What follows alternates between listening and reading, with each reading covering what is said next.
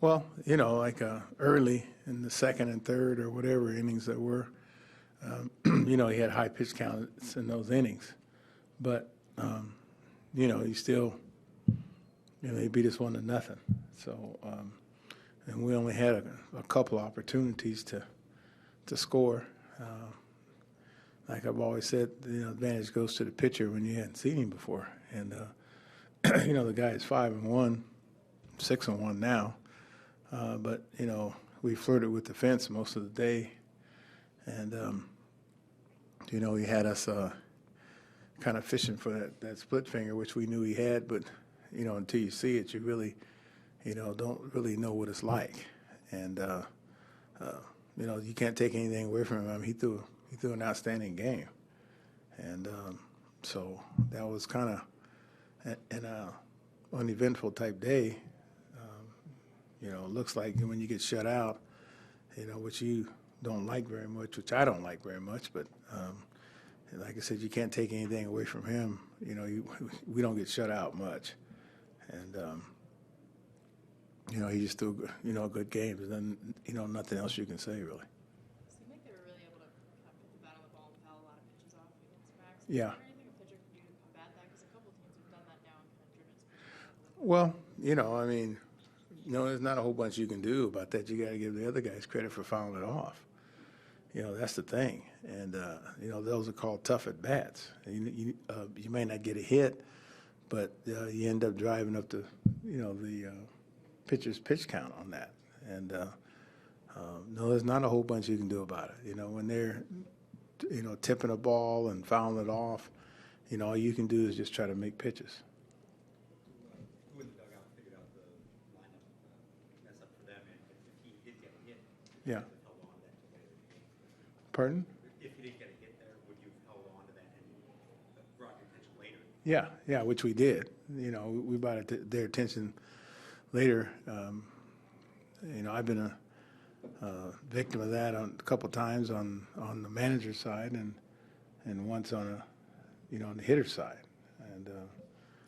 And Davey reminded me that that was indeed me in Philadelphia. There were runners on first and second, and I hit out of turn because they had one lineup posted in the dugout and another lineup that was turned in. And so I figured that day I was just hitting in front of Ron Say, and so, but the lineup that was turned in had Ron Say hit in front of me. And so first and second, I hit into a forced play, and then I think it's Pete Rose called the attention to the umpire. They made the runners go back. Ron Say was credited with a 0 for 1 fielder's choice, and then he threw me the same pitch, and I hit it out of the ballpark. And so I just had visions today of him, I was trying not to have, but him hitting the ball out of the ballpark like I had been in my past. So, these things happen sometimes. You guys are around the midpoint of the season now. Mm-hmm. You're looking at it, 7 wins in the last 9 games. Are you happy with the state of the team at the moment? Yeah, I mean, I'm relatively happy, but I'm kind of when it comes to winning and victories, I'm a greedy man, and so you have no choice but to be happy at this point. But we got 6 tough games to go, and we'd like to finish strong. You make the move before the game to option Taylor. Yes. Well, what goes in that decision, or we felt Michael needed some at bats. Also, we weren't in a position to go, with 12 pitchers right now because of the way of our bullpen in these consecutive games, where our bullpen's been. The way that, Giolito had gone short, and the way that, we still got to keep an eye on Strasburg, and we'll do something in a few days to try to correct that, because it's tough going with 4 bench players, really 3, but those guys have been going like that for a while on the other side, Milwaukee, and you really 3 because you want to save that third, your second catcher.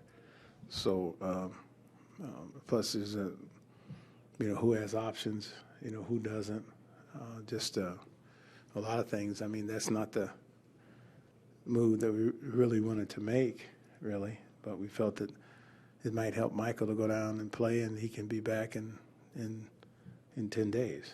You know. Was it Yes. tough to tell Taylor, given that he's been hitting a little better? Yeah, it's real tough. You know, because you don't want to see anybody leave. You know, that's one of the toughest things, and I'm kind of anointed to tell him. And so, like I told him, you go down there and work. I told him that it had happened to Colton Wong. He went down. It happened to let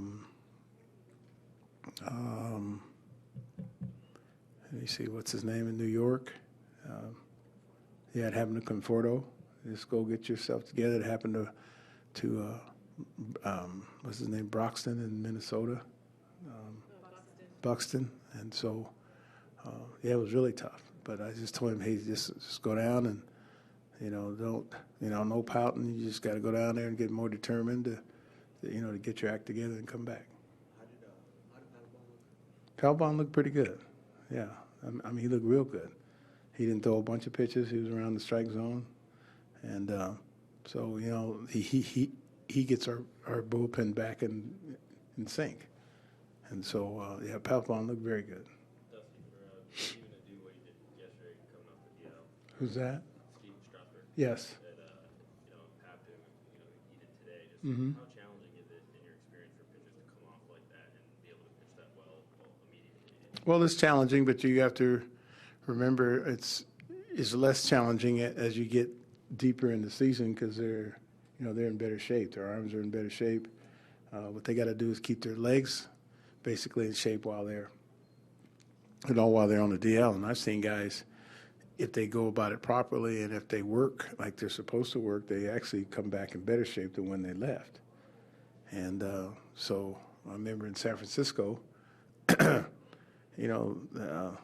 called it, our trainer was Stan Conti, they called it Camp Conti, and that would sort of, guys didn't really want to go on a DL because then they had to work harder, but they actually came back in better shape than when they left. So I'm proud of the way that they worked, and they're proud of our fitness instructors and trainers and things that kept them in shape.